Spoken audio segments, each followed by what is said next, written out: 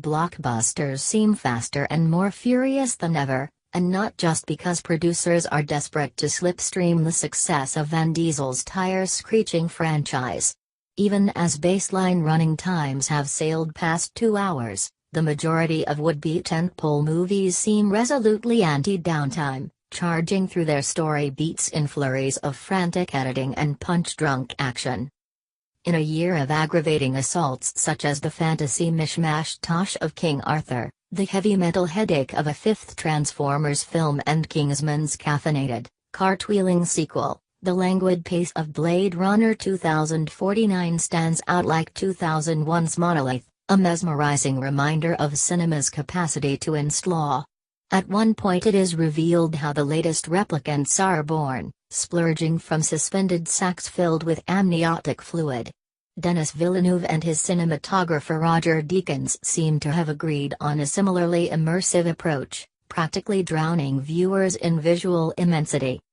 Blade Runner 2049's serious-minded stateliness could be seen as Villeneuve's faithfulness to the cyborg circadian rhythms of the original, what Peter Bradshaw described as Ridley Scott's massively controlled andante tempo. There are a chorus of visual, sonic and psychological echoes between the sequel and its forebear. 35 years ago, Harrison Ford's dog Deckard stared intently at a photo, instructing a proto-Siri computer to pore over it until a vital clue was revealed. That ritual incantation is repeated multiple times in 2049, with various watchful characters studying, analyzing, zooming in on details. It feels like an invitation is being extended to the audience, to observe, absorb, contemplate. At the center of this study of stillness is Ryan Gosling's methodical Blade Runner K, often glimpsed in a cramped retro kitchenette shot in the gorgeously heightened chiaroscuro of a Renaissance canvas. With his high-collared trenchcoat and melancholy poker face, K is as much of an old-school gumshoe as his gruff predecessor, even if the runner in their job description increasingly seems inaccurate. Despite being issued with a flying LAPD Peugeot, K is a defiantly shoe-leather detective.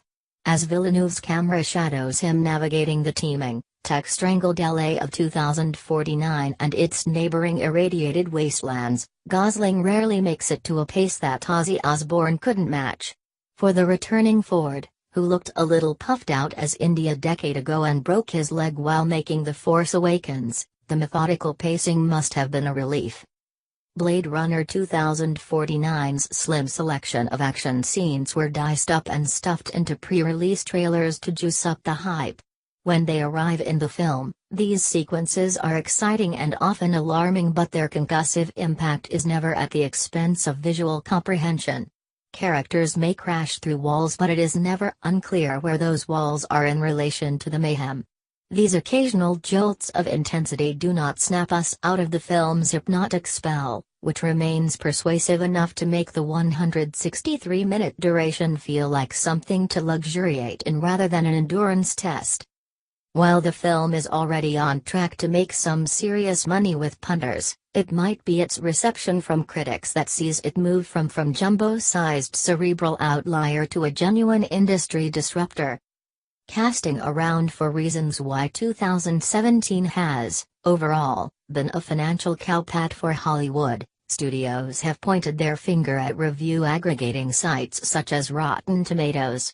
Blade Runner 2049's beefy 90% on the tomatometer may well inspire execs to crib from Villeneuve's dazzling example, in the manner of the post-Avengers mania for cinematic universes. Best case? A new wave of contemplative blockbuster filmmaking, probably in 2019, since it usually takes around 2 years for studios to rip off unexpectedly successful ideas. And worst? An implacable flood of molasses-paced movies that slavishly copy Blade Runner 2049's lugubrious pacing with none of the artistic or intellectual flair. They would be the worst kind of replicants.